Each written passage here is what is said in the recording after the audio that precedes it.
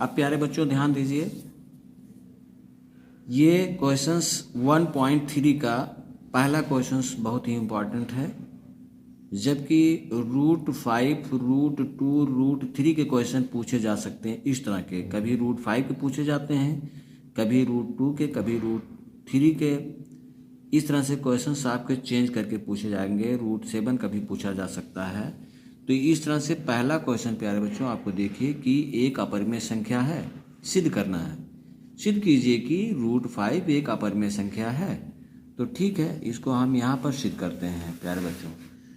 तो यहाँ पर देखिए पहला क्वेश्चन जो आपका दिया हुआ है, ये दिया हुआ है √5। ये हमें यहाँ पे प्रूव करना है कि क्या ये अपरिमेय संख्या है। अपरिमेय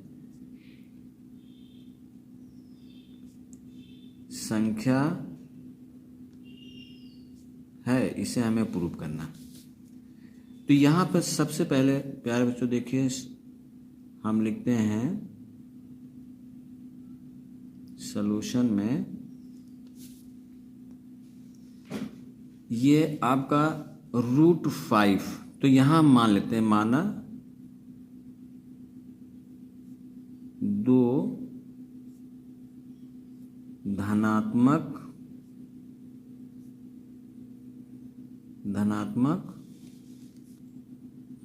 पूर्ण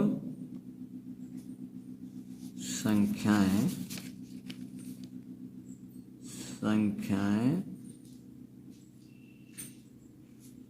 A तथा V है, दो संख्याएं। अब यहाँ पर इसको हम लिख लेंगे √5 A/B। ठीक है, अब इन दोनों संख्याओं को दोनों तरफ वर्ग कर दिया जाए। दोनों संख्याओं को दोनों तरफ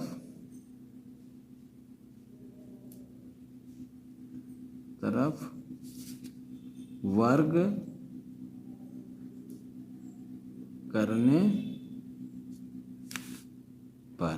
ठीक, तो दोनों संख्याओं को हम दोनों तरफ वर्ग करेंगे। तो देखिए 5 इधर भी स्क्वायर कर देंगे और A/B को भी यहाँ पर स्क्वायर कर देंगे। ठीक, ये हो गई।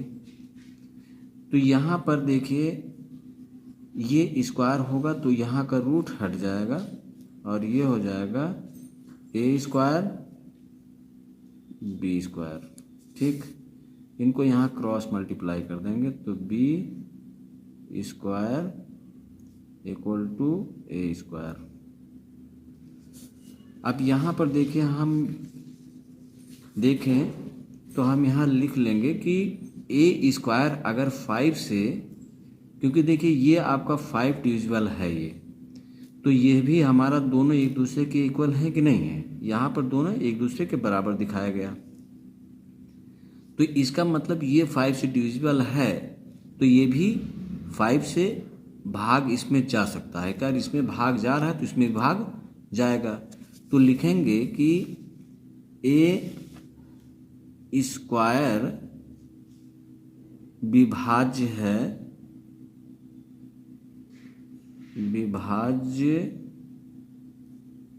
है 5 से, तो A भी 5 से विभाज्य होगा। क्या हो जाएगा? 5 से विभाज्य होगा। जैसे मान लीजिए कि देखिए, अगर यहाँ हम मान लेते हैं कोई संख्या, जिसे मान लो 5 है तो स्क्वायर है, तो ये कितना हो जाएगा? 25 हुआ। स्क्वायर करेंगे तो 25। अगर ये 5 से काटें तो ये कैंसिल हो जाएगा आराम से। और अगर बिना स्क्वायर को, अगर ये देखिए 5 है, यहाँ पर हमने स्क्वायर किया तो 25 आया, तब भी 5 से कट रहा है। इसी तरह से अगर 5 को हम 5 से डिवीजन करें तो भी ये क्या हो जाएगी, कैंसिल हो जाएगी। हो रहा है कि नहीं? तो वही चीज़ यहाँ पे दिखाया गया है कि ए स्क्वायर विभाज्य है 5 से, किससे? 5 से विभाज्य है। ए स्क्वायर विभाज्य है 5 से, तो ए केवल ए जो आपका दिया हुआ है इसका मतलब बिना स्क्वायर, तो बिना स्क्वायर भी 5 से क्या होना चाहिए, विभाज्य होगा। 5 से विभाज्य हो जाएगा। इसलिए हम देख रहे हैं 5 से ये विभाज्य हो रहा है, इसका एक गुणनखंड हमें 5 भी मिल रहा है, जो कि अपरमेय संख्याएं होती हैं उसमें एक के सिवाय कोई दूसरी गुणनखंड नहीं होती है, लेकिन यहाँ 5 हमको मिल रहा है। अब यहाँ पे क्या करेंगे, a इक्वल टू हम 5c लिख देते हैं। क्या लिख दें?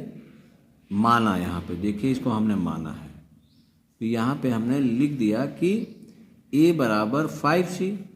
तो जहाँ a है वहाँ हम इसकी वैल्यू रख दें तो देखिए क्या हो जाएगी, 5b square equal to 5c का होल स्क्वायर। ठीक, तो अब ये कितना हो जाएगा, 5b स्क्वायर, ये इसका स्क्वायर होगा इसका, तो ये 25 हो जाएगा, ये c स्क्वायर। 5 से ये देखिए कैंसिल हो गया, तो आपका आ गया 5c स्क्वायर। ठीक, अब यहाँ पे यार बच्चों ध्यान देने की बात ये है कि जब ये जो आपका यहाँ पे मिला ये 5, तो देखिए b स्क्वायर 5c स्क्वायर, तो यहाँ लिखेंगे कि b स्क्वायर विभाज्य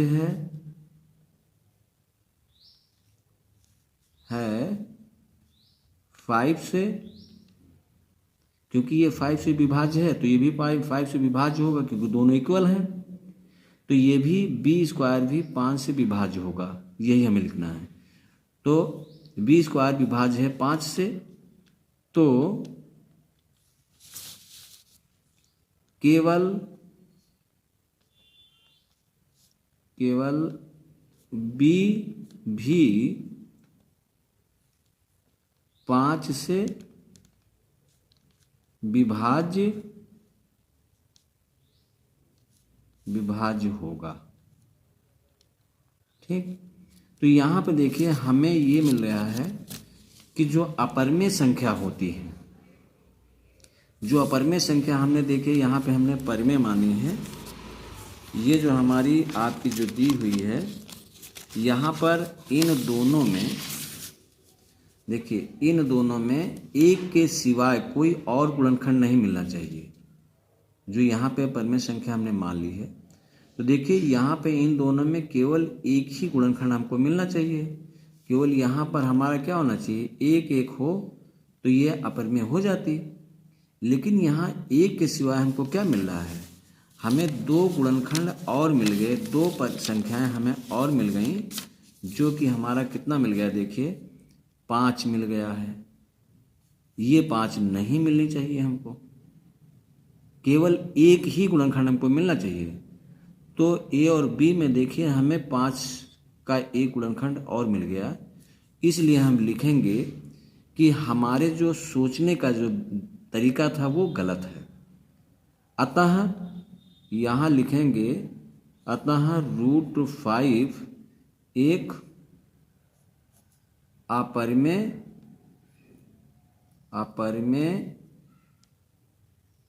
संख्या है। ठीक, ये हमें सिद्ध करना था प्यारे बच्चों। तो देखिए बहुत आसानी से ये आपको हो गया, कोई दिक्कत नहीं। तो प्यारे बच्चों इसको लाइक, कमेंट और सब्सक्राइब ज़रूर करें।